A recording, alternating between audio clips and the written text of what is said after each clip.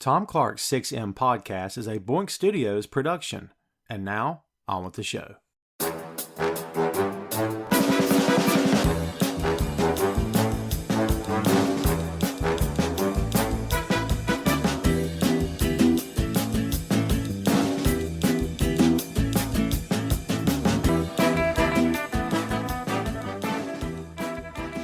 Hey, what is up? Welcome to Tom Clark's 6M podcast. I'm your host, Tom Clark, and in this episode I'm joined by co-host Chris Mueller.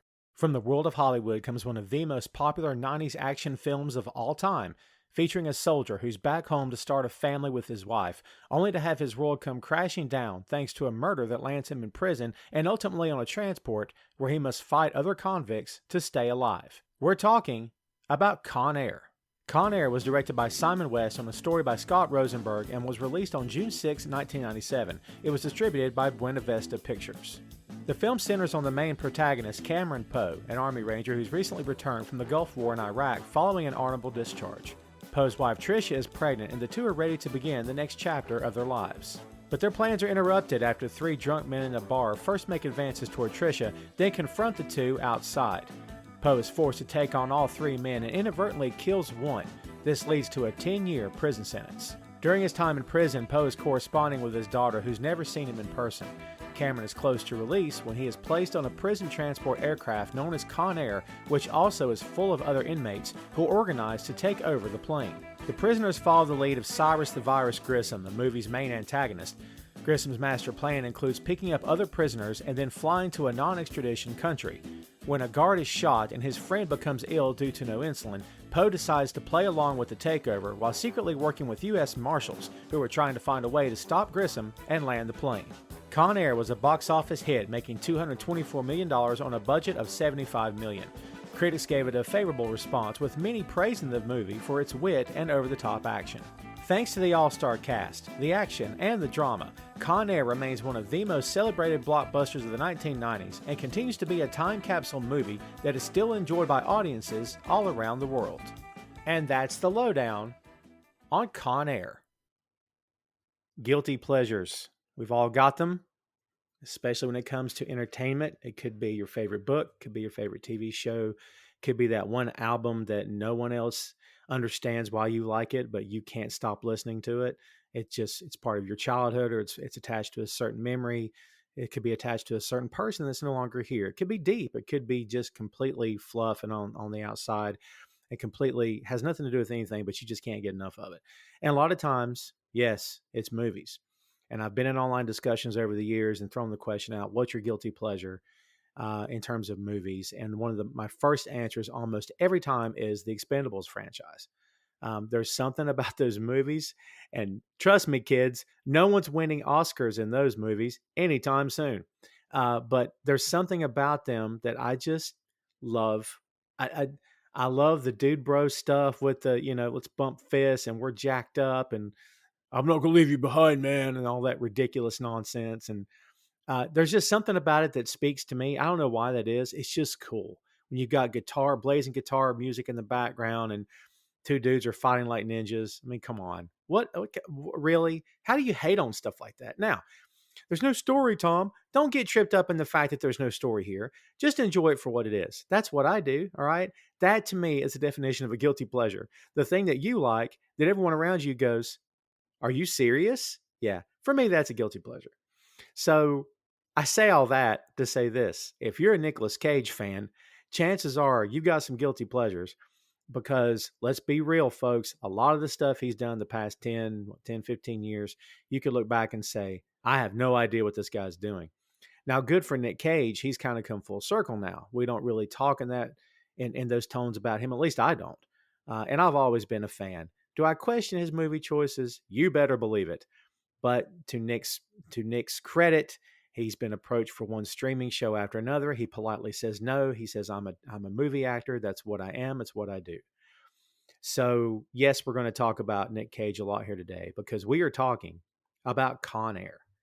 Now, Chris, as we start this thing off, man, it's been a long time since I've seen Con Air. 1997 feels like forever ago, and the year 97 is connected to certain people in my past that I would rather not think about, which is very odd. And that kind of stuff just came back to me. Again, things attach themselves to random things in your life. Um, when was the last time you watched Con Air? And as we get started, does it hold up for you as a broad overview of what a film is? What do you think? Well, the last time I watched it was in preparation for this, but before that, it was probably only last year or like the year before. This is one of those movies that's just, it's always on TV somewhere, and it's probably available on a streaming platform at some point. Like, it's so easy to throw it on in the middle of it. Like, this is one of those movies I've seen so many times that I can come in at any point and finish it because I know exactly what happened in every scene right up to where I start watching. So, like, I love this movie. It's like there's some movies that I classify as just big dumb fun. And that's what this is. This movie is just big dumb fun.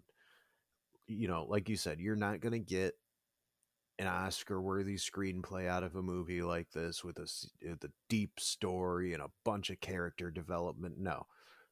Almost every character leaves this movie exactly the same way they came into it, which is perfectly fine for this type of movie. But I think this movie, if you're watching it for fun, the movie absolutely holds up. Now, Mhm. yes, is it a little dated? Is there some language in this movie that maybe isn't so PC anymore? Sure. But I also think this movie almost gets a pass because you're talking about a bunch of horrible criminals who do terrible things. Why should they be politically correct in any way? So, yeah, this movie to me, it stands out among cheesy action movies as being just one of the most entertaining. And not for nothing, man, but this thing is 97, as we said, and it's 3 years from the new millennium. But it's such a 90s film because of the production company, because of the director, because of the cast. It's such a 90s film. But we're 3 years away from the year 2000. It's amazing how things changed to a lot of degree in just 3 years after this. But this feels like, honestly, to me, this feels like 1991. This could be 1985, 1995. This could be anytime during the 90s. But it's that idea of the camera angles, the sunsets, the sunrise, the big explosion, the witty banter. I mean, this film has it all, and this cast is phenomenal. In terms of 90s films, I mean, this has that tone, right? I mean, this is one of those things when you think back about what 90s films used to look like or look like and what sounded like and really what they were about. It's really a bubblegum film. It's not really about anything, but it's just pure fun. I mean, this movie shouldn't be taken seriously at all, right? I mean, that's not the kind of movie it is. Oh no, for sure. This movie is not asking you to believe its premise. Like, yes, they do fly passengers or they do fly convicts around on planes, but it's not as if they're telling you like this is a real thing that you absolutely have to believe. Like, this movie, even though it's not directed by Michael Bay, this is a very Michael Bay type movie. Yeah. Like, Jerry Bruckheimer produced this, and Jerry Bruckheimer is like the version 1 of Michael Bay. Like, they basically share a brain, those two.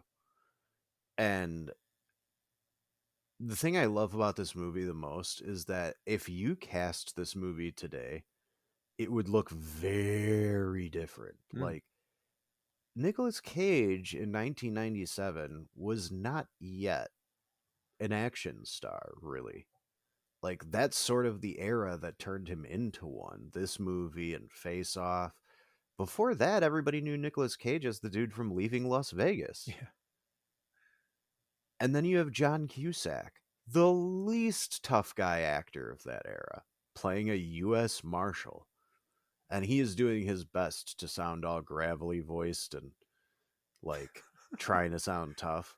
And then John Malkovich, of all people, as Cyrus, like, John Malkovich is the most actory actor to ever act. I mean, to watch him play this crazy criminal, it's just so much fun. And if you had cast this with a bunch of typical action stars of the time, it never would have been as good. Hmm. It's the fact that they got all these people who don't necessarily fit those roles and pulled it off is, I think, the most impressive part of this movie. And to your point, Face Off was 97, so this is very much becoming Nicolas Cage's era. I'm glad you dove into the cast because we got a lot to cover here today. So let's go ahead and talk about the cast. I don't know what more we can. We just started, but I don't know what more we could say about Nicolas Cage to get the point across. This guy is he's his range is definitely there.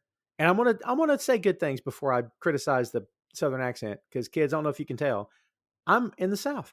Uh, his range is great, and he can do just about anything. I don't know if he can do it, again, Oscar worthy kind of, doing it. However, he's fun to watch. He's a little eccentric. There's times when he's a little off putting in his performances. I love that he is fearless with his roles. I will say that for him. All the stuff he's done, as we said earlier, that in the past several years or so, that people go, "What are you doing that for?" He's fearless. He wants to act. He hardly ever says no, and it's like, if the guy wants to be an actor, let him act. I mean, he is padding his resume full of stuff that maybe you don't know. Doesn't necessarily mean you wouldn't enjoy it if you wouldn't go give it a chance. Um, but this guy is born in Long Beach, California. All right, and I know Southern when I hear it. This is not a good accent. I'm just going to be straight with you. This is somebody who's trying to sound Southern. And like what I did just now was much better than what I heard. I love it. And this movie works for me. However, the accent's brutal. What do you think about Nicolas Cage in this? As you said, this is sort of the moment when we started to look at this guy in a little bit of a different light. I mean, his portrayal of Cameron Poe, his character in this movie, um, soft spoken, even tempered, and, always in control, always calm. I mean, it almost feels like he's going for a Steve McQueen kind of vibe here. But what's your take on this character? Not just the character, but Nick's performance in this role. I mean, there's not much more I can say about the accent that you didn't already say. It's not good. But it's also kind of like part of the point, I think. Like, everybody in this movie is kind of an over the top human being. And so having this guy use a very fake Southern accent that it almost takes you out of the movie at first by how weird it is. But I love the story behind that. It's literally Nicolas Cage's idea because he told the director, he's like, Southern men are known as gentlemen. I think it would be great if this guy is getting beat up and, wearing a tank top and long hair and all this, but he's a Southern gentleman at the same time. And like they went with that. And it kind of works. Like it makes the character stand out a little bit more versus if he had just used his normal voice. But yeah, it's not a good accent. But I mean, Nicolas Cage, it's like you said, man, he's fearless. There's so many things that guy will do to just make a movie work. And yeah, like he's just a blast to watch in this. Is the story of how he goes to prison realistic? No. Yeah. They would never tell anybody because you've been trained to defend yourself. You're a lethal weapon, so you're not allowed to defend yourself. Like that is the most ridiculous excuse to put a man in prison that I've ever heard in a movie. And no one But, fought it. No you one got know, upset. His attorney didn't say anything. I'm like, what's going on? okay, yeah. That's a movie that needs to be made is how bad his attorney is. Like that lawyer in that one scene, he basically comes up and is like, "You're screwed." Like, what kind of attorney are you? Anybody could have fought that case as a matter of self-defense. It's three drunk dudes who attacked an army veteran. Like, I don't know, but man, without Nicolas Cage, this movie just doesn't work. Like, there's two people in this movie, I think, without them it doesn't work, and it's him and Malkovich. Mm, Everybody else you could probably trade for another actor, not those two. yeah. Oh, no doubt about it. Maybe not Dave Chappelle either. Oh, well, pinball. You gotta love pinball. Can I be honest with you? I totally forgot he was in this movie. That's how long ago it's been since I've seen this. It's been a long time. I think this movie, I don't know why I get such joy out of it, but that is the worst fake body that I've ever seen in anything. It looked like they literally just made a Dave Chappelle head and stuck it on a mannequin. Yeah. It looks so bad, but also hilarious. Like him falling out of the plane when he's already dead and landing on that car is like that's a scene that made me laugh probably the first 100 times I saw it. And he completely cracked the engine block and destroyed that car, totaled it. Like, what is he, the Hulk? I'm sorry, but what is there any science to back this up? What's going on here? I think that is probably realistic. Like you consider that it's probably a few thought like the fact that he was even like a body after that impact is what is unrealistic to me. Mm, Like the car's damage was very realistic because if you consider 170 pounds falling at 30 feet per second, which is the rate at which you increase as you're falling, like that's how gravity works. So like the ratio is 30 feet per second. So every second you're essentially going 30 feet per second faster than you were the previous second mhm. until you reach what is the term for when you're going as fast as you can possibly go when you're falling? It's like Terminal velocity, I think. it's not. I could be wrong. That's the one. Yeah. That's the one. So once you reach terminal velocity, you obviously don't increase speed anymore. But him falling a few thousand feet onto that car, he should have been a balloon that popped. That's what should have happened. Like the whole body would be just decimated. But obviously, it's not that kind of movie. So it's just a big mannequin that fell in one large piece. And like the science behind that scene like they held back to me like that scene is unrealistic because there's not as much damage as there should have been. Hmm. Interesting. Uh, and But you, that's only because I'm one of those weirdos who's watched every episode of Mythbusters, and so I've seen a lot of stuff about terminal velocity and how things get damaged over different distances when they're thrown or falling. Like all that stuff kind of sticks in my head because I've watched every episode of Mythbusters probably 3 times. I love MythBusters. Shout out to Adam and Jamie. Love MythBusters, man. Are you kidding me? Um, but yeah, I'm with you. And the word science doesn't really go with these movies, by the way, kids. Jerry Bruckheimer and Michael Bay. Yeah, that's it's not really gonna work. In fact, these epics are released, and you've got people in those communities, like whether it's like Armageddon, you got scientists going, wait a minute, what? And then like they did what was the one with Cusack, the one about the end of the world? Cusack was in it. Speak, Speaking of Uh, John Cusack, I forget what it's called now. But that one they didn't do any like if you gave me 5 minutes and a couple of the other actors, I could come up with it. sure. They some of these sometimes the people behind these movies make the effort, they make the phone calls, they'll get advisors on board, they'll get people with backgrounds and get them to work on the and this particular film had nobody. I remember hearing that when it came out. I was like, yeah, they didn't reach out to anybody for this film. And buddy, it completely showed because everybody that watched it was like, what's this crap? Anyone that knew what they were looking at was like, yeah, this is really, really bad. Um, but yeah, it's again, folks, if you're looking for, hard driving science behind this stuff, you're probably going to be disappointed. But you know what? I mean, Chris, does any of that stuff matter? It is just supposed to be fun, right? So who really cares at the end of the day besides nerds like us? Who really cares?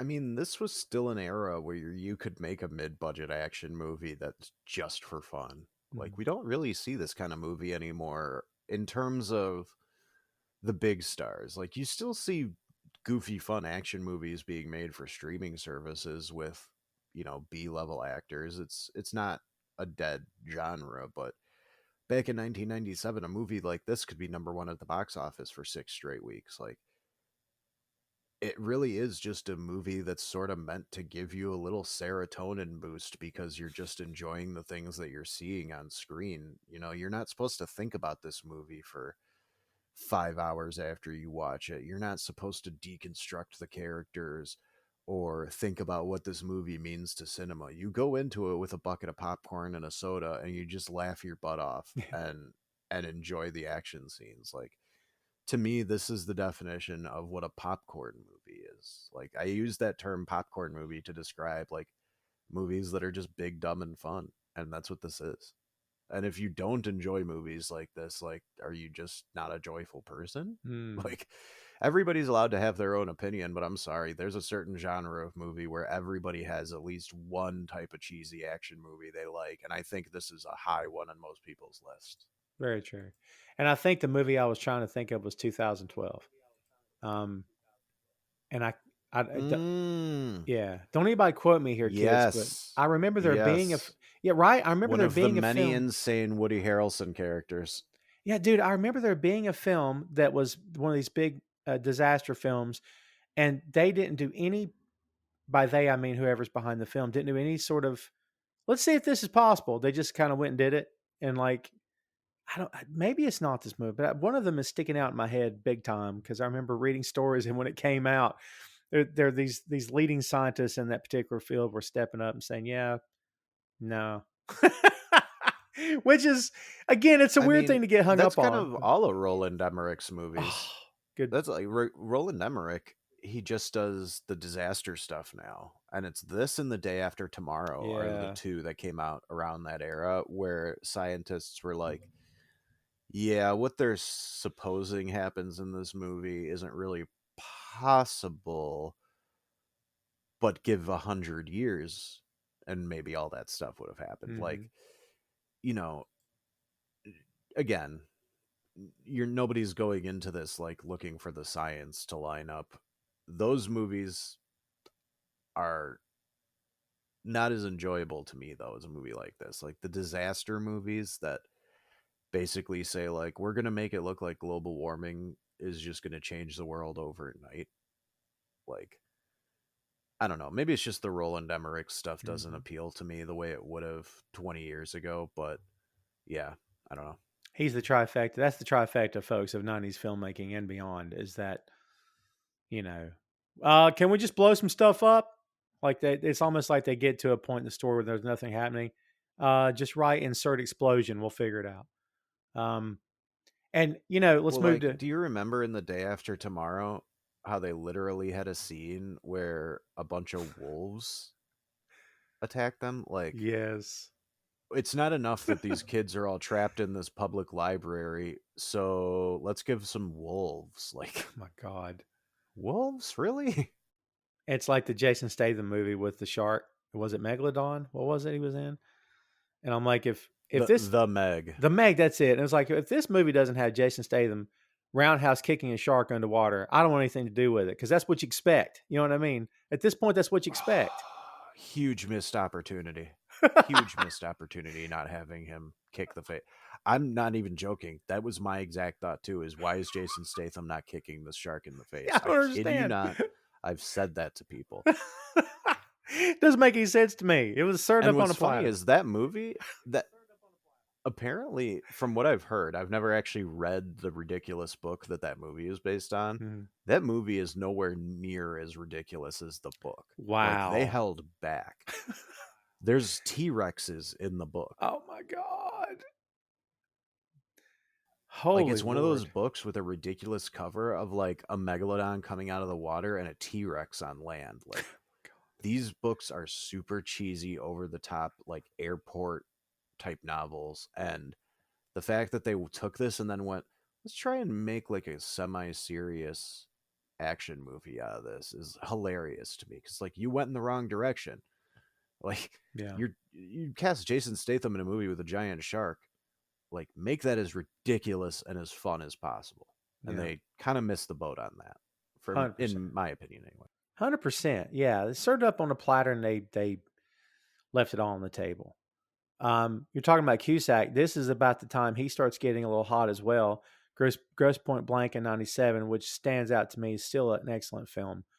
I mean, the guy is such Love a that good movie. actor, dude. He's such a good actor, and it's funny because like, does he fit in this? He's got the oversized suits in this, which is like a very much a '90s trope, right?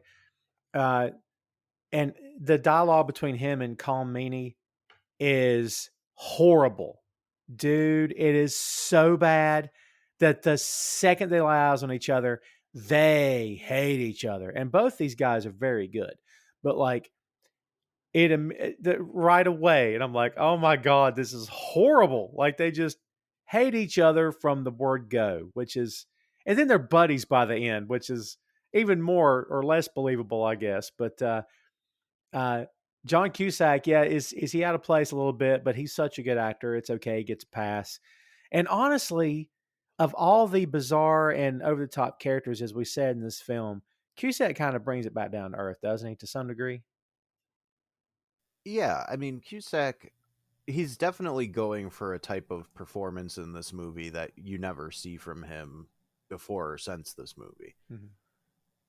But it works on some level. Like they actually describe his character as being the nerd of the movie, sort of, even though he's trying to come across as like a cool dude. You're right, Colm Meaney hates him the moment he sees him. He's like, you're a nerd, you don't know what you're talking about, this is our job, this is our plane, whatever, blah blah blah. And yeah, the banter between those two is funny. I like Colm Meaney as an actor a lot. uh I don't think that guy gets enough credit, and it's really fun to go back and watch him on like Star Trek The Next Generation and stuff like that. But yeah, it is grounding to have a guy like John Malkovich in this movie, especially because he's the one sort of, he's not a narrator, but he's kind of giving the voiceover that introduces every single convict. And it was kind of perfect casting in my opinion to put him in there, because he does have like a really nice speaking voice that makes it so when he does stuff like that, where he has these long stretches of dialogue where he's telling you who each of these killers are, like it's easy to take in because he's an easy person to listen to when he speaks, Mm-hmm. if that makes any sense at all. 100%. 100%. And what's funny is Colm Meaney is portraying Duncan Mallory, uh, who's American. But yet the name would suggest to me perhaps not. And then actually Colm Meaney is Irish. So it's very, I don't know why I bumped into Oh that. yeah, he's very Irish. Yeah. He's very Irish. In fact, there's a movie that I tell everybody to see if they can with him. It's an Irish comedy with Cillian Murphy, I think, is in it too. Mm-hmm. It's called Intermission.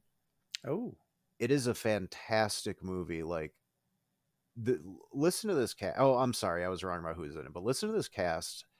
It's Colin Farrell, Kelly MacDonald, Cillian Murphy is in it, Colm Meaney, Shirley Henderson, and a bunch of other actors you probably never heard of. But like, it's this crazy Irish movie about all these different stories that sort of intersect at once. And Colm Meaney plays this cop who's like obsessed with putting Colin Farrell's character in jail. And Colin Farrell's character is like a little petty criminal. Like, he's nothing. And it's a fantastic performance by Colm Meaney. If you ever get a chance to watch the movie Intermission, I highly recommend it, because it's one of the few movies where Colm Meaney is the main focus. I'm looking at his filmography. Started in '81. I mean, he's still going. That's impressive. Like I've said it here on the show many times, to have a career beyond a year, you're doing well in Hollywood. Like to get beyond a movie, you're doing pretty well. Like this guy, wow, that's insane. Yeah, So he's a yeah. great actor. He's one of those people who's able to play like a few specific types of characters really well. Like, he can play a cop really well, or just somebody with authority, but he can also be like the overprotective dad or something like that. You know, he's Yeah. just got that look about him. Good call. Um, Speaking of someone that could do anything, John Malkovich as Cyrus the Virus, which I had always assumed that's where Don Callis got the name. I don't think I have to be told that's the truth. I would assume that's the case. Um, Malkovich, uh, I tell this story only because it amuses me, and I've told it for years. The fact that he was offered the role of Green Goblin, and don't quote me here, kids, but it was something to the effect of, "I don't do comic book films. I'm better than that, or they're beneath me," and or whatever it was he said. And Willem Dafoe raised his hand and said, "I'll do it. I'd love to do it. I can't wait to do it some more." And he owned it and killed it and made it his. And now we can't picture anyone but Dafoe being the Goblin. Could Malkovich have done it? 150% he could have done it because he's a great actor. But I just find it funny that someone makes the comment that they're better, and I'm like, dude, you're in Con Air, like not for nothing, but you've been in plenty of films. You've been in Red, which was a comic book movie. What are we talking about here? I mean, it's anyway. It's he's great. He is quite possibly the most well spoken actor of our time. I mean, the way he can articulate, he is the most unsettling villain that there could possibly be, in my opinion. Hannibal Lecter's got, dude, he's got nothing on this guy. I'm sorry, he just doesn't. This guy is, he can do anything. He can be the hero if you need him to be. He can do anything as well because everything he does, his facials are on point. The way he enunciates his words, dude, he is. I can't say enough good things about him. He is highly, highly entertaining. Tom Clark's 6M podcast is sponsored in part by Radius Law Group. Every day, Radius helps individuals, families, small businesses, and nonprofit organizations throughout North Carolina, Florida, and Pennsylvania resolve their legal issues by providing effective legal counsel in the areas of estate planning, as well as elder law and Medicaid. Radius Law holds the radical belief that working with a lawyer can indeed be enjoyable. So give them a call at 1-800-519-5667 for more information and tell them that Tom Clark's 6M podcast sent you. And to your point, Chris, earlier, without him as the lead antagonist, this movie doesn't get off the ground. Pun intended. What do you think about Malkovich as Cyrus the Virus?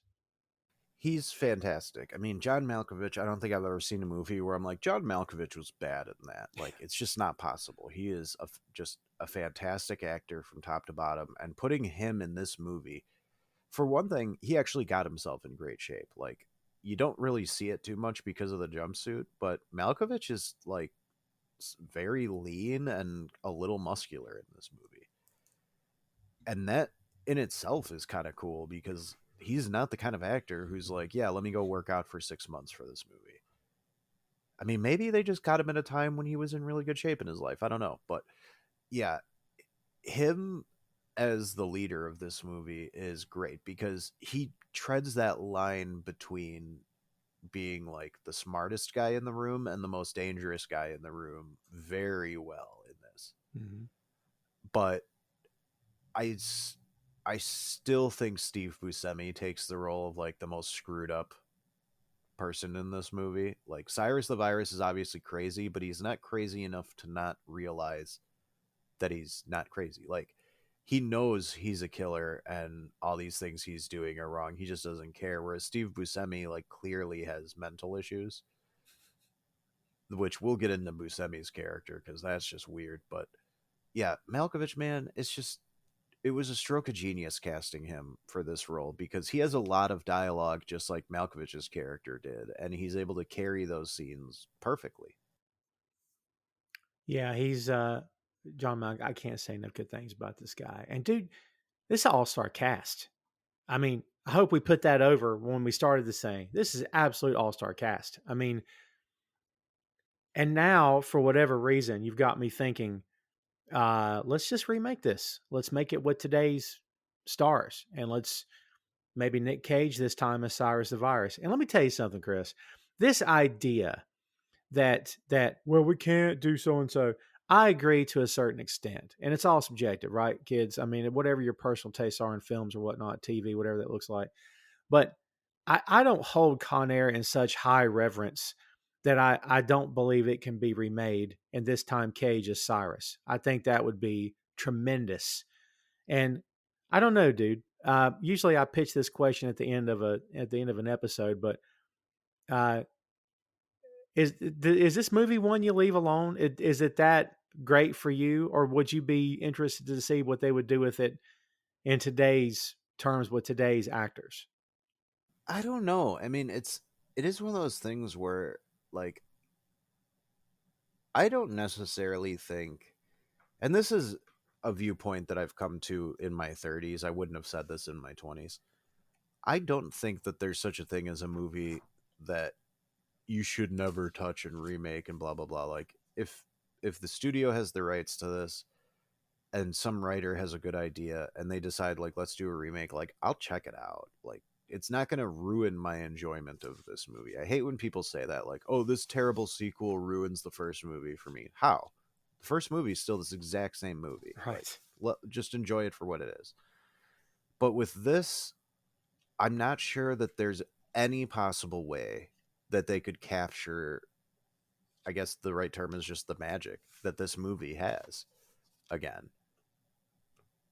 I just don't think it would be possible. Like Nick as Cyrus would be fantastic. Like if they were to remake this and Nicolas Cage returned as the Malkovich role, even though he's a little older than Malkovich was when they made this, of course, I think that would be super fun. But I'm not sure what other actors from today's generation or the generation of adult actors that's out there now that could pull everything off the exact same way. Like, there's plenty of people who could play Steve Buscemi's insane type character because a lot of people are good at just playing insane. But I'm not sure who you replace John Cusack with. I'm not sure who you replace Nicolas Cage with. Like, all these people sort of, they made those roles their own to the point where I just can't see anyone else playing them. And stay them as Cameron Poe, right? Because like I'm sitting here wondering who Oh the my God, could you imagine Jason Statham trying to do a Southern accent? It would be just as bad as Nicolas Cage. I kind of need to see this now. Statham has one accent, Chris, and it's never going to change. It's the only thing he does. It's like I used to make that joke about Matthew McConaughey, but to Matt McConaughey's credit, he's done different kinds of roles to this point, so he's a little bit more widely accepted for doing things. But I used to compare it to that, where like McConaughey had that one voice, y'all. That's all he had. It's all he ever did. So like, yeah, I don't know. Pretty much. McConaughey has two speeds. He has the, like, I'm the slow talking Southern gentleman, and he has the, I'm the fast talking Southern gentleman. I'm crazy. Like, Yeah, that's his thing, you know? yeah. Um, Yeah, it's interesting to think about. Let's get to Steve Buscemi because, as you say, yeah, I don't know. This guy is can do anything. He's awesome at comedy. He can do drama. He can do whatever you need him to do. Garland, the Marietta Mangler Green, and boy, they talked about this guy in hushed tones. And speaking of hushed tones, I had to go back and watch the captions because I could barely hear and make out what Cage is saying when they brought Green on board the ship when he calls him the Marietta Mangler, and I could barely make out what he's saying, right? But um, he's he's great in this. And dude, when that scene when he had the little tea party with that girl, I thought he's gonna kill this kid. Like I was into the film when I first saw it, and I thought he's gonna totally kill this kid. Like, and then of course he doesn't kill the kid. Spoiler alert: the kid's fine. But and dude, of all these characters to make it at the end, he's one of the few left standing, which is actually he's the only one of the criminals left standing, right? I mean, he's it, which is, and we're all supposed to be happy, Chris, And by he, the way, like, that he made it. The serial killer made it. We're supposed to be happy about this, I I guess. know. I know. That's so weird. Yeah, you really do get uncomfortable watching the scene with that little girl, and that's obviously the point of that scene is it's supposed to make you uncomfortable, but I'm just curious, like, how is that little girl even there? Like, is she living in one of those weird little shuttered trailers that's around that, like, empty pool? I have a weird theory. Uh, I don't think that girl is real. I ooh, think this is like Steve Buscemi's brain screwing with him, or at interesting. least like that might have been one of those ambiguous things that they could have inserted into the movie that would have made it interesting. But yeah, it's such a weird little addition to this movie. And then when you like see her still alive after the plane takes off, and you're like, oh, good, he didn't kill her. You're almost supposed to wonder, like, did that? fix him in some way, because he's just gone at the end of that movie. Like, and like you said, you're almost supposed to be happy that he escapes. Like, it's such a weird little addition to the movie, but Steve Buscemi is so good Yeah. that you just don't mind. Like when he's telling Nicolas Cage about how he wore some girl's head as a hat while he drove through three states, it's like, that's the most disturbing thing I've ever heard, and yet for some reason I can't stop listening to this guy talk about it. Yeah, it's messed up that yeah. And we're supposed to be happy that he's a quirky serial killer. He's a lovable serial killer that wore a girl's head as a hat. All right, that's awesome. I'm like, yeah, he probably shouldn't have made it to the end, folks. But all right, he probably well, not probably. He definitely shouldn't be out, rolling dice in Vegas. But he made it. One person that didn't make it was Ving Oh, Rhames. you know what they should have done? Yes. You know what they should have done? There would have been an amazing. Okay, this is what I think they should have done. I know that the Cyrus the Virus death scene is like one of the keys of this movie. Like they basically put him through three different things that should kill him, you know? Right. And it would have been kind of funny if Steve Buscemi actually was the guy to kill John Malkovich, and the reason he kills him is Ooh, because he knows Nicolas Cage has this little girl at home that he needs to get home to. And man. now now Steve Buscemi is sympathetic to that because he bonded with that little girl in the pool. Dude, I think you're writing a better movie. I'm going to be honest with you. That's not bad. Well, I mean, but like I said, if you take out the Cyrus the Virus death, which is like this weird series of events right after the plane crash of like he literally should have been dead like a minute before they actually show him die because of all the stuff his body gets put through. Mm-hmm. But it's like that's the funny part of the movie at the end, like watching him just get his comeuppance with this terrible death is kind of funny.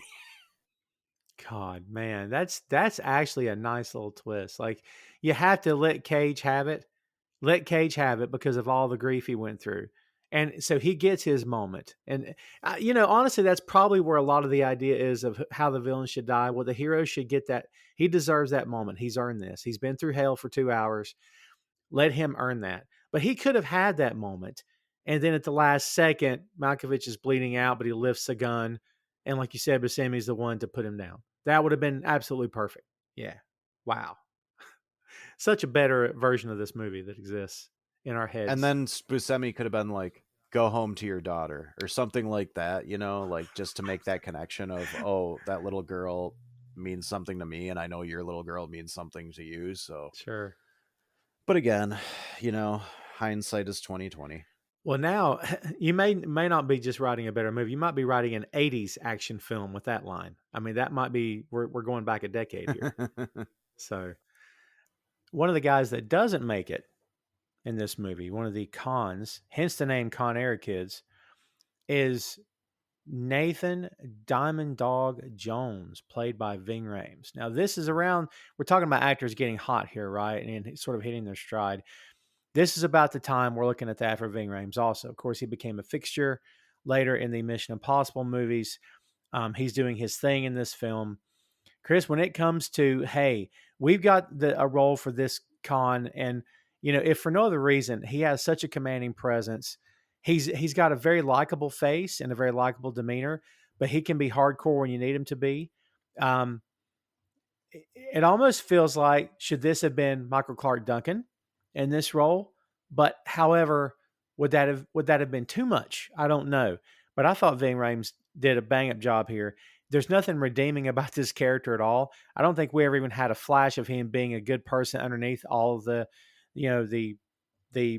law breaking exterior, I guess. But what do you think about Ving Rhames in this movie? I mean, he's great. He's perfect for that role of just like a big muscle bound dude you don't want to screw with. He's funny in the stuff that they give him to do.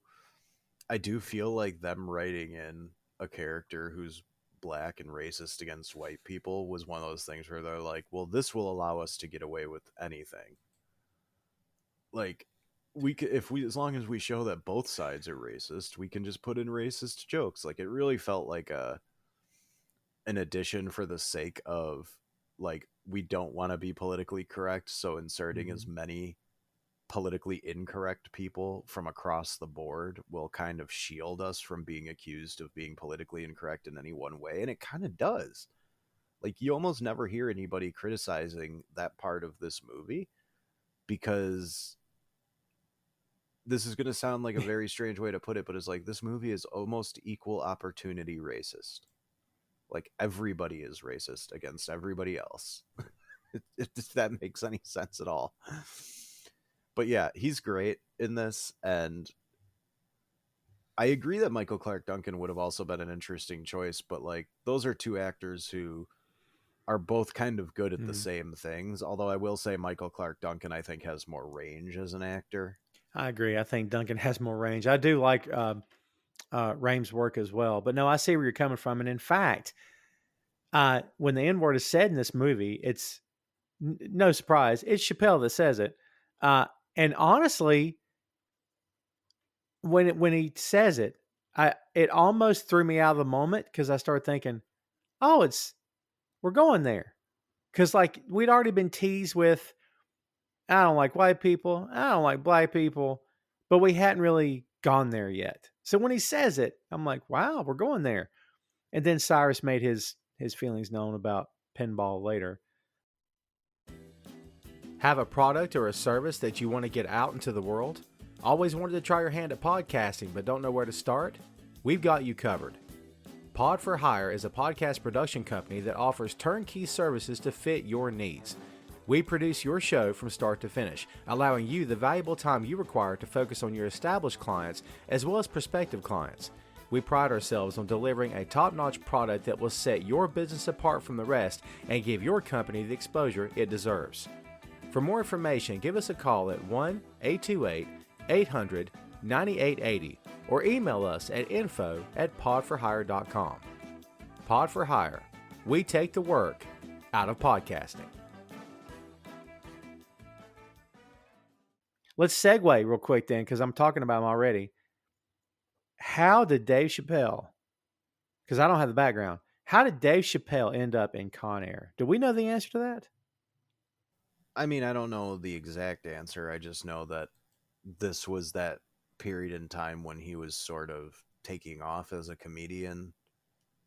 Like that stoner movie he made, was it How High or something like that? Came out around this time. Half Baked. Half Baked, that's it. How High is the Red Man and Method Man one. That's I get those confused sometimes, but yeah, like, he's such a weird character in this because he literally introduces himself as a dope fiend. Like, who does that?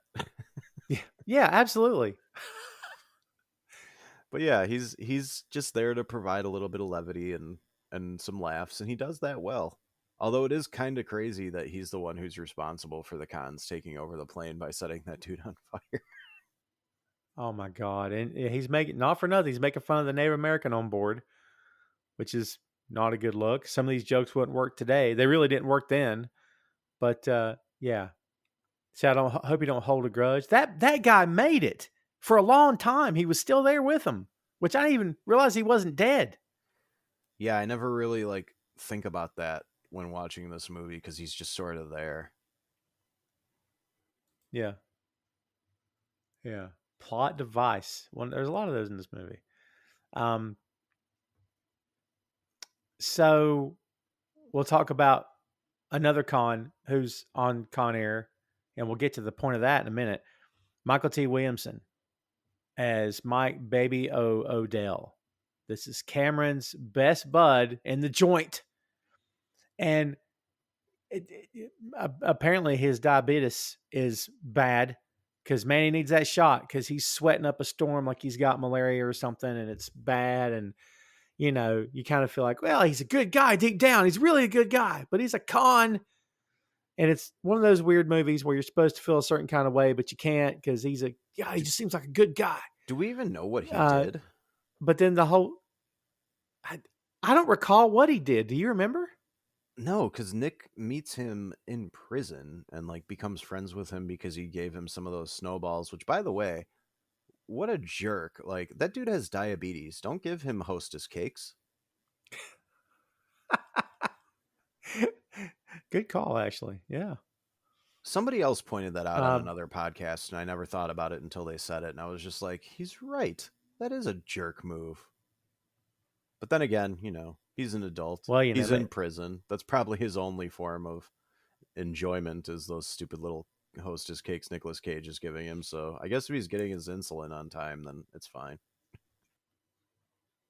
I mean, you could argue that Poe is responsible for all the terrible things to come on board the plane, because had he not gone into issues needing that shot, I mean, you could Yeah, argue that Poe wouldn't have felt compelled to stay behind to help him. true. So, yeah. And Poe's the Army Ranger. We established that at the beginning with the voiceover from the Great Powers booth.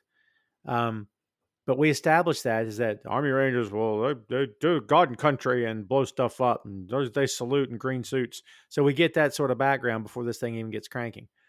So it's the idea of no man left behind and all that stuff.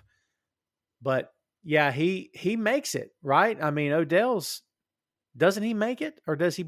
Because he gets shot, right? Yeah, but don't they get him off the plane when they do that exchange? Like, isn't that when he ends up? Yeah, he's off the plane, right? Maybe. Yeah, you might be right. But yeah, I think he's I don't know why I'm survives. blanking on that all of a sudden. Yeah, I don't know either, but I'm pretty Yeah. sure that once they land and like Cyrus dresses as the guard and talks about bagging and gagging them, and that's why they were able to like hide who the prisoners really were in that super convenient sandstorm. Of course. But yeah, it's I mean, the gods were smiling down the cons. right. But yeah, I do think he was one of the people that they traded at the end, like, or well, at that part, just so he could get the help he needed or something. All right. That way he can get healthy enough to go back to prison. So, not that I'm unfeeling here, kids. I'm just trying to make a point. Someone who's not a con but is on Con Air is Rachel Takaten as the guard Sally Bishop, who again, Chris, feels like a plot device. She's a sort of damsel in distress that Poe also stays behind for. She's got a very small part in this movie. There's not a whole lot going on with her besides what happens with Johnny 23 later, and we'll get to that. But I just, yeah, she has to be pretty there, Chris. She couldn't have been like 300 pounds, missing a finger or two with bad vision. She had to be pretty, and that's okay. But like, all right, again, another trope. But yeah, so she didn't have a very big part in this. But she got it done, and then kisses Poe on the cheek at the end, because Poe's spoken for with that pretty wife of his and that daughter that he's never seen. I feel like I'm sitting here making fun of this movie. I don't mean to. It's just, if you say this stuff out loud instead of just watching it, it kind of really starts to fall apart, like badly. Well, maybe that's where I'm at right now. What do you think about? And she's listed as guard Sally Bishop. What do you think? It definitely gave Poe an excuse to want to stick around. He wants to make sure that she doesn't get killed or raped or whatever. So, like, that's the plot convenience. But, it was definitely an inclusion for the sake of let's put a pretty girl on the plane for some reason. I mean, it's not that she wouldn't be able to do that kind of job. It's just, movies have a lot of convenience in them. Oh, for sure. Let's talk about Johnny 23, Danny Trejo. And again, Chris, I forgot Trejo's in this. Trejo's almost unrecognizable without the mustache or the goatee or the Fu Manchu or whatever he wears in any certain film. I almost didn't even realize it was him till he started talking. I'm like, oh my God, it's Danny Trejo. Johnny 23 just wants to rape people. It's what he's about, brags about it. And he tells her he's going to make her 24. None of this should have been funny, and it's not funny. But I'm like, God, this guy's very rapey. Like, everything out of his mouth is rape, rape, rape. And I'm like, dude, I don't know. There again, I don't know if that would fly in 2022. I seriously doubt it.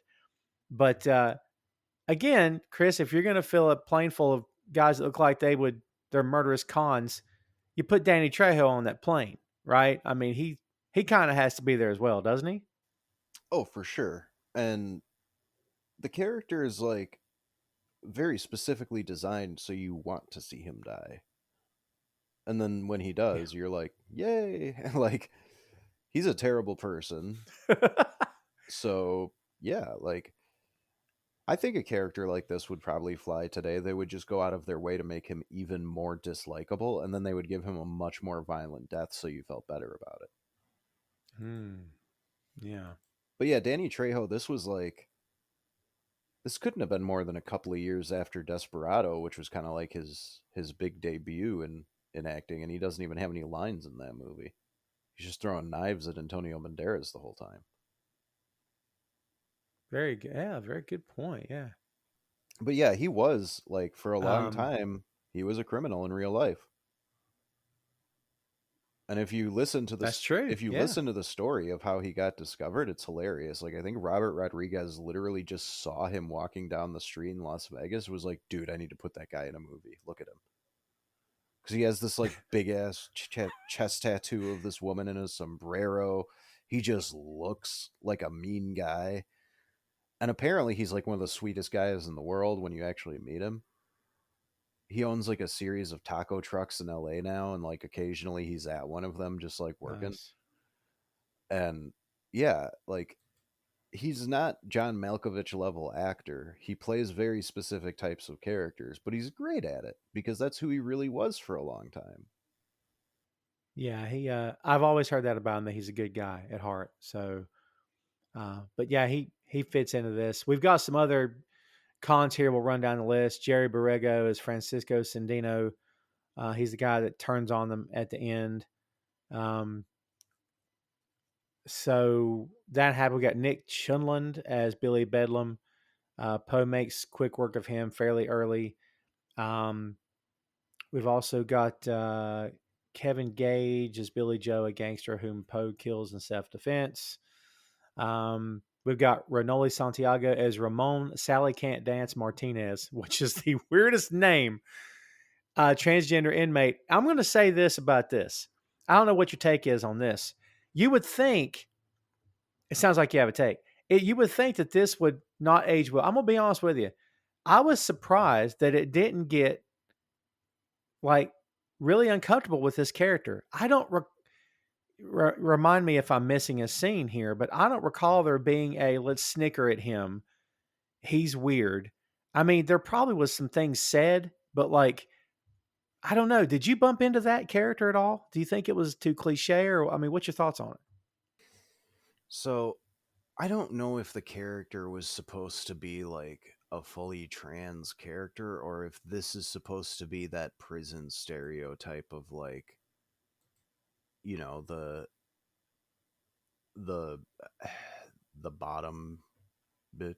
Like that's Right. sort of the stereotype in prison is, you know, there's some guys who just end up becoming the girls of the prison because everybody whatever, and maybe this one likes it, but it's definitely a very bad portrayal of trans people if that is what they're going for.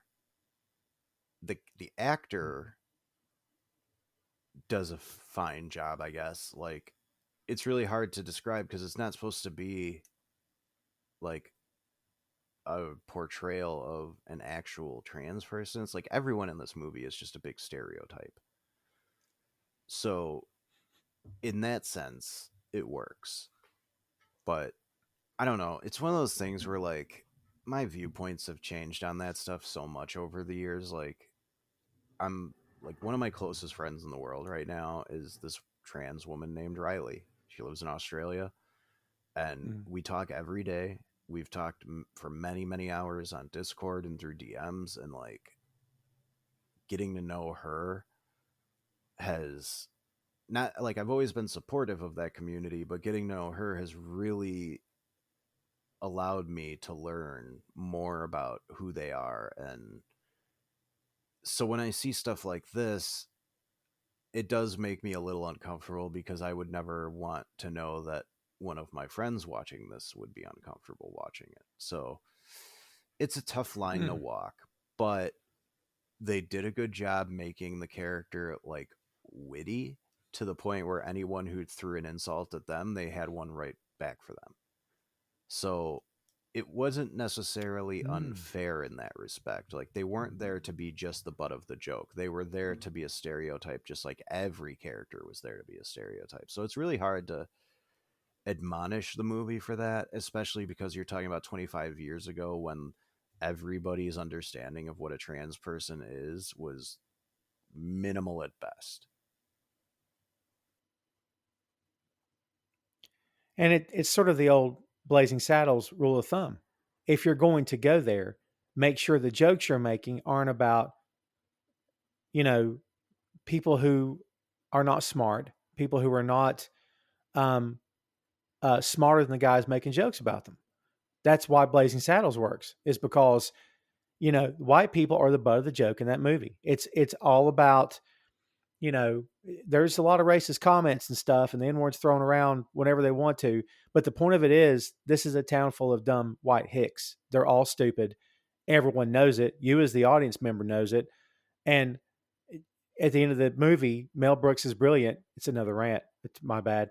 But Mel Brooks does this brilliant move of, in a day and age when maybe you're not on the side of the African American community, by the end of the movie you are, because he's turned you completely around, and it's brilliant. It's again, it's one of those things I get hung up on it because I'm such a fan of that movie. But it's kind of the same thing here, where like Sally Can't Dance could have been, an unintelligent character, stupid, silly, and never spoke up for himself or herself. But like that's not happening.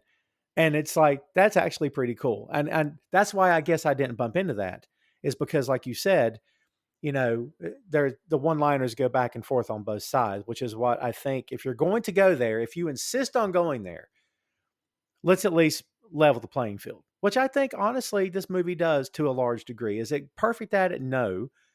But I don't think this movie falls apart in those terms as a lot of other movies of the time do. For me, anyway. No, I agree with you. It's this movie gets away with a lot of things that you might not be able to get away with today, but it also does it in such a way that it's almost not offensive to anyone because it's offensive to everyone, if that makes any sense. Like it's like I said earlier, this movie is equal opportunity racist. It's equal opportunity offensive to everybody. Like they're not portraying anyone really well in this movie except Nicolas Cage, and Nicolas Cage is doing the worst Southern accent ever. So it's like that's kind of making fun of the South in a way anyway. So yeah, like there isn't a single person who gets through this movie without just being mocked. Yeah. Good. Yeah. Good call. Um, let's see. Jose Zuniga as DA agent Willie Sims, who I swear to you, I thought this was Raul Julia. I would have put my money on it that it is. Um, but it's not. And God, he looks a lot like him actually. Um, John Roselius as Deputy Marshal Skip Devers. Um, trying to just round everybody out here. One that I've not even mentioned yet is Monica Potter as Cameron Poe's wife. Because Chris, I've used the word plot device a lot in this episode. She is a plot device. She's young, she's pretty, she's tall, she looks the part, but there's no real, no real meat on the bones here. It's just she's just kind of there. You have to know that, oh, there's Nick's pretty wife who's getting bullied in the bar. By the way, why is she working in a bar anyway? We don't really establish that, but it's like, all right. And then his daughter, who I assume, unless I'm getting this wrong, is Angela Featherstone. Was his daughter's name Jenny? Why am I already not remembering his daughter's name? Jenny, yeah, because he says it like 100 times in Yeah, the Jenny. movie. Jenny.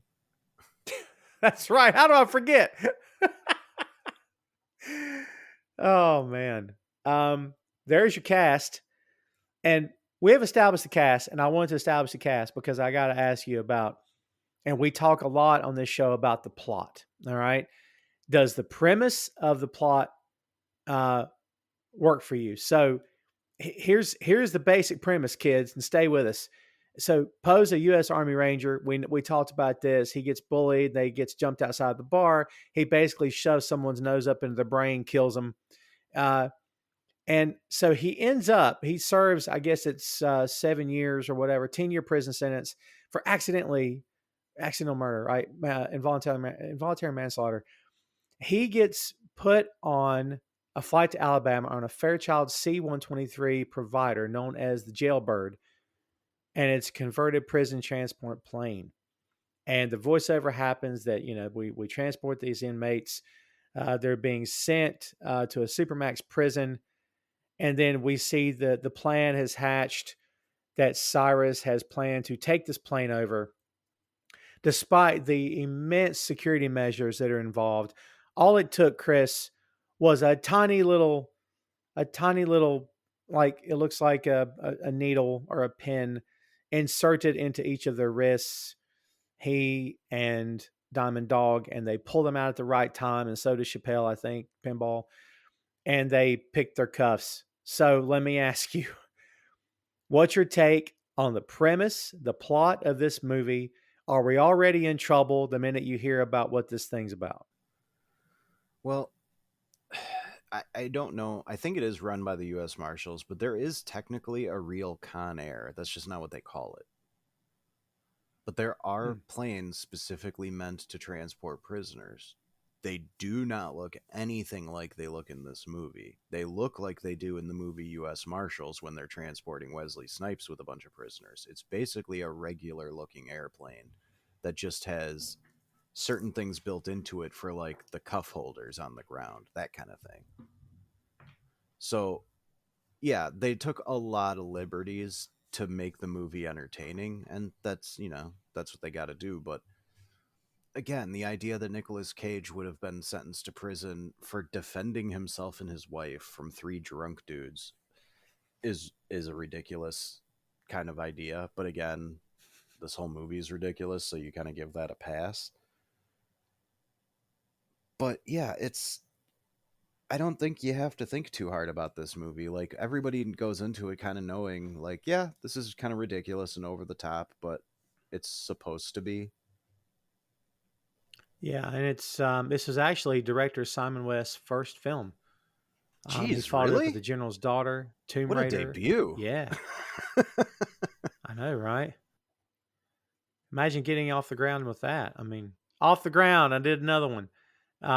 Getting off the ground with that. It followed up with The General's Daughter, Tomb Raider, Black Hawk Down, When a Stranger Calls, The Mechanic, The Expendables 2, as we said. So there's a connection there.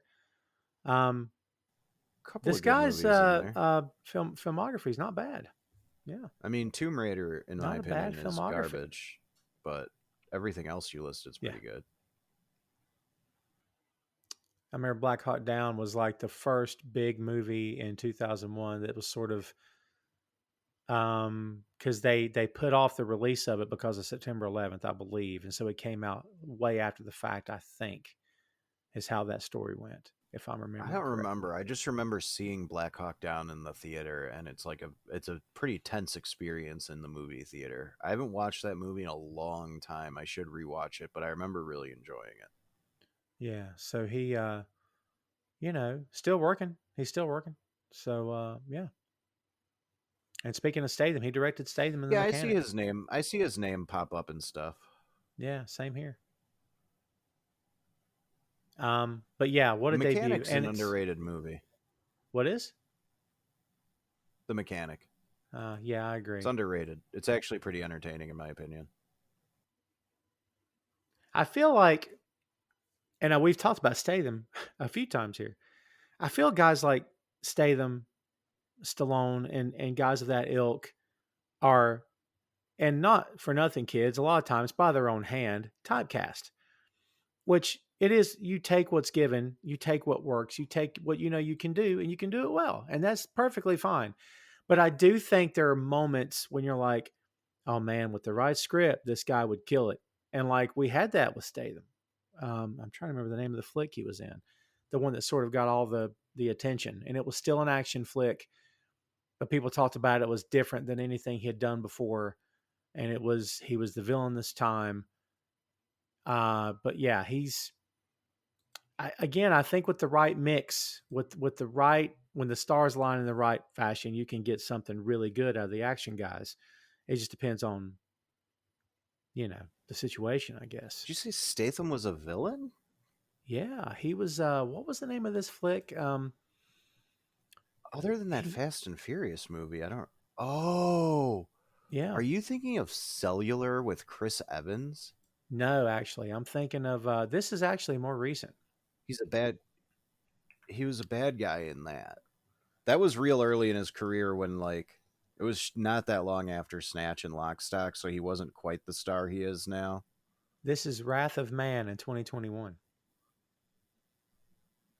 He was a bad guy in that. I never saw that Yeah. movie, but I thought he was supposed to be like the antagonist or the protagonist of that Oh well, movie. he's a crime lord whose son gets murdered. Um, and so it's about Oh, him okay. getting revenge. But nah, he's a bad dude, and man, he has no problem wiping out an entire neighborhood if it means finding the guy that killed his kid. I mean, it's and that's why it was different. He's you see a little bit of a human side of him, right? But it's not like you're not exactly pulling for this guy to catch the bad guys because he's a bad guy as well. So Sure, sure. I mean, that's a pretty common thing. It sounds like the anti-hero type of role that they put a lot of people in. You know, actually, now that I think about it, Statham would be a good choice to play Cyrus the Virus because he already has mm, the bald head and the goatee. And like, I actually, so I think Statham is a better actor than I think a lot of people give him credit for. I agree. Because if you do go back and watch Lock, Stock, and Snatch, he's fantastic. And not for nothing, folks, but the Meg 2, The Trench, is currently in post production. So moving on. Oh, Um, God. hey, listen, cross your fingers, Chris. Maybe now we'll get Statham roundhouse kicking a shark underwater. We freaking better. I'm telling you, man. Ooh, Missed opportunity. Drop kicking a shark in the face would yes, have sold $1 billion worth of tickets. yeah, yeah. So there's something to either look forward to or to dread with every fiber of your being. It depends on where you Did you fall. like the Meg? No, no, I did not. Like It was it's one of those movies that like I want to like, but they didn't go big and dumb enough. Like that movie held back from being as stupid as it should have been. yeah, yeah. It's ooh, not fun. Not fun enough. Yeah. So it's hard to not talk about Statham and guys like that. And we're talking about '90s action movies. It's really hard because like it's and I will say this, Chris, the first Transporter is a great film, and there's so much style in that movie. The scenery, the backdrop of where they are is beautiful. It's awesome. The characters are ridiculously shallow, but it doesn't matter. Now, part 2 and 3, hot garbage in my opinion. Couldn't stand them. But that first Transporter movie, in my opinion, is his best work to date. I love that film, actually. I think the first Transporter movie is a lot of fun. I will say that the girl playing the love interest, they wrote her so annoying Yeah. that it's impossible for me to enjoy. Like the scenes where they're just being with each other are so annoying, but all the action, the chase scenes were so well done. You're right, the setting is gorgeous. Like there's so many things about that first movie that are actually enjoyable. And the dude playing like the French cop who's kind of like his friend in the second and third movie, but is kind of chasing him in the first movie, Mm-hmm. like he adds a little bit of comedy to it. So Oh, yeah, he's I really enjoy the first Transporter movie a lot, but yeah. each subsequent one is 10 times worse. Oh, it's so much worse. Yeah, because I think in part 2, like in midair, he did something out of a car as it's flipping in midair, and I'm like, yeah, no. So, but by the way, the title of Con Air is perfect. I don't know, you can't get any better. Whoever named the film, kudos. What a great name. Con Air is just. Um, I'll ask you this, and we don't need to fact check it. Let's we want to. Why does this movie not get a sequel? Is there? I mean, it made money. Obviously, I mean, it was popular. It got over. I mean, the budget was 75 million. Chris, it made $224 million. It made some money. Why did we not get a Con Air 2? I mean, what do you do? Like, do you take Nicolas Cage and put him on another plane of convicts, or do you just say Con Air 2 is about a different plane with a different group of people and it has nothing to do with Cameron Poe? And at Mm-hmm. that point, is it even a sequel if there's none of the same characters? Um, there was a lot more movies in the 80s and 90s that were made that were never intended to have a sequel and never did. And I almost kind of wish we could still have that now because it seems like every movie is supposed to start a franchise. Like, Yeah. even some of these cheesy Netflix action movies are clearly designed for sequels, like Six Underground with Ryan Reynolds or Red Notice with Ryan Reynolds and The Rock. Like, you can tell that they made those movies with the intention of saying, if this does well, we're going to go back and make another one. And that's fine, but it's every movie now. It And is. sometimes it's just fun to have a condensed one movie story that's over and done with. And this is one of those cases where I think, like, what do you do in a sequel that you didn't already do in the first one? Like, how do you top yourself without making it so ridiculous that it's not enjoyable? So I'm glad they never did that because I just don't know what they would do if they didn't make it completely disconnected. And then at that point, is it even a sequel? Well, you mentioned U.S. Marshals. We had The Fugitive, then the sequel was U.S. Marshals, and the only constant was Tommy Lee Jones. Mm-hmm. So, who would be the only constant? Let's Well, cast it. his whole team is the same. Oh, that's true. That's right. That's true. I forgot. So, All if those if we're actors returned. Like, really, it's Harrison Ford and Wesley Snipes are the only things that they changed out. Like, yeah. it's the same cast of U.S. Marshals, which I heard that they were actually thinking about doing another one of those a few years back, but I don't know if Tommy Lee is like willing. So yeah, I mean, I don't know what a Con Air 2 would have looked like. I imagine Cusack and Colmini would have been the central figures, and depending who you load up in the plane, do you do a plane? Do you do a train? Do you do an automobile? Let's just put John Candy and Steve Martin in it. Love that movie, by the way. Anyways, uh, If uh, I could resurrect John well, Candy kids. just for Con Air 2, I would do that.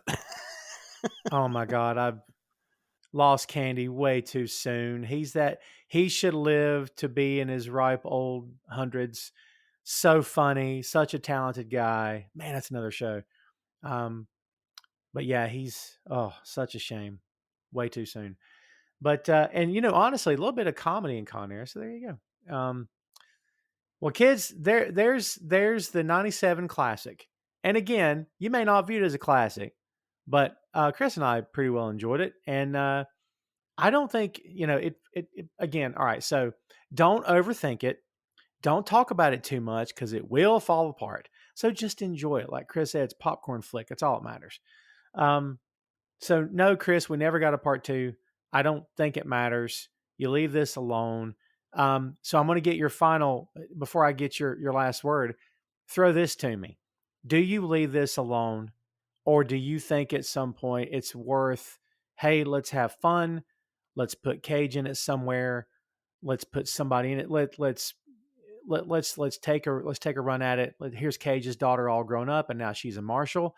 I mean, do you even mess with it? Would you be interested to see what they could do with it, or is your opinion just leave this alone?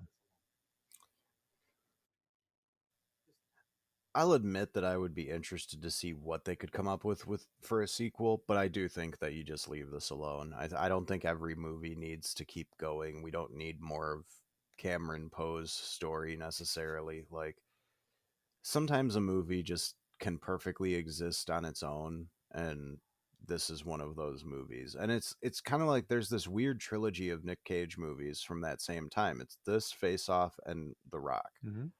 None of those got sequels, and it's kind of great that they didn't, because sometimes people look at a whole franchise instead of rating each movie on their own. And if these movies had kind of crappy sequels, then people might not look as fondly on those three movies as they do. And those are three movies that people absolutely love. Like there's something about Con Air, The Rock, and Face Off that people just enjoy, and I love all three of them, so I get it. Yeah. I was just thinking about Elf. I'm just so happy that Elf was left alone. It's just, you're right. Some movies you just leave Could them you alone. imagine if they had made that movie with Jim Carrey as originally intended, how different it would have been? Wow.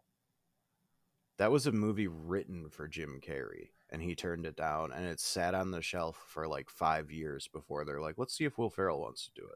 And I love Elf and I love Will Ferrell. It still would have worked. It wouldn't have been the same, but I think it still would have worked. Carey is a good enough actor. He could have pulled it I, off. I actually think it would have been better with Jim Carrey, but that's because I'm not the biggest fan of Will Ferrell in Mm. movies. He's I'm he's that weirdo who's like, no, no, I get he's it. better on SNL. I get it. He's hit and miss. He's hit and miss for me. He is. For every movie I love, the next movie I don't really like too much. I totally get what you're saying. Yeah. With Will Ferrell, it's like he's kind of like Adam Sandler for me. When he steps outside his comfort zone and does something different, he's great. But when he does the normal Will Ferrell thing, it's just not for me. Like he's good in short doses. That's why he was so great on Saturday Night Live. Mm-hmm. Yeah. Ben Stiller's the same way. Ben Stiller's another guy for me. When he does goofball Ben Stiller movies, I hate him. Mm-hmm. Dodgeball is the exception because he's playing a character. He's not the lovable loser. He's a character. If he's a character, he's fine. But when he's a lovable loser that's kind of dim-witted, but you want to see him get the girl, I hate that role for him. And he does it well, but I hate it. Yeah, I agree. I'm a Ben Stiller like I like a lot of his early stuff more, and then over the time he just got like comfortable. Like Zoolander's fun, Zoolander 2 is stupid. Yeah. Like there's a fine line between a good Ben Stiller movie and a bad Ben Stiller movie, and credit to that guy for just making millions and riding that wave, because he's not exactly the typical Hollywood leading man. True. He's not the best looking guy. He's short. He's just pretty much got his sense of humor working for him, and the fact that he was able to do as much with it as he did is incredibly impressive. But yeah, I could take or leave most of his movies. Tropic Thunder is a good movie. Plus, he directed that movie. So I'm a big fan of that. We've done that here on the show. So it's in the archives, kids. Look it up. So, yeah. Well, kids, I think the jury's in. No sequel for Con Air. Not only no sequel, but we don't know if revisiting it would be. I think we're split decision on that. So we'll see what the future holds. You never can tell with Hollywood, folks. There's no original ideas left in that town. It's all retreads of stuff that's been done for the past 100 years. That's the truth. It's like pro wrestling. No original ideas. If you find one, sell every T-shirt you can from it because it probably won't come around again. If it does, it'll just be a retread. So there you go. So Chris, we will take this thing home. What is your last word on Con Air? I just think this is one of those movies that if you like it, you love it, and if you don't, you don't. It's not trying to be anything more than it is. This movie was not designed to win awards.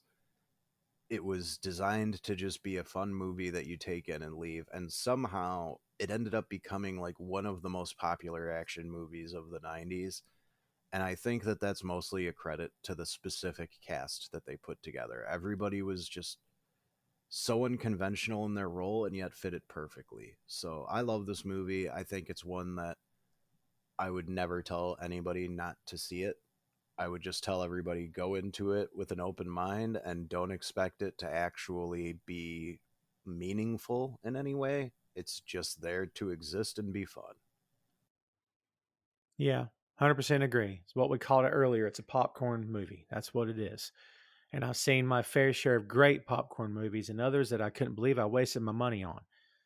Would I pay to see Con Air again in the year 2022 if they brought it back to theaters? Yeah, I probably would. I'll be straight with you. I probably would. And I can't say that about every movie from that decade, right? But I think I'd pay to see this again in the theater. So for me, that's the litmus test of whether or not it's worth it, in my opinion, for you to see. So if you haven't seen Con Air, make it happen. Formulate your own opinions. If you weren't alive during that time, you may not know what that looks like, and some of you may not be, and we hate you because stop being young.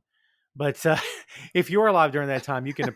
I'm just saying, I'm becoming that old dude shaking my fist at the clouds because it's going to rain. So Me too. I'm just saying.